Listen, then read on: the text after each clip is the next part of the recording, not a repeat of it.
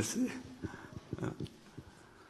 Ma guarda, io appena finito il campionato mi avevano chiesto, no, del discorso dell'Amma Fatica, ha detto Amma Fatica again.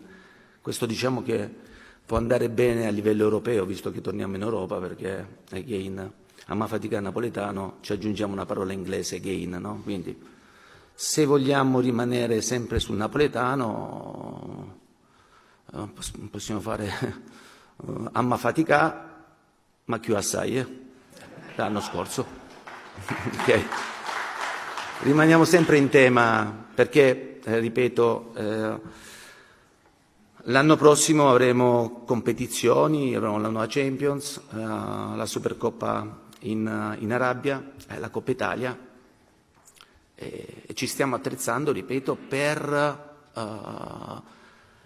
competere e cercare di rendere orgogliosi noi stessi, al tempo stesso rendere orgogliosi tutti i nostri tifosi. Ecco.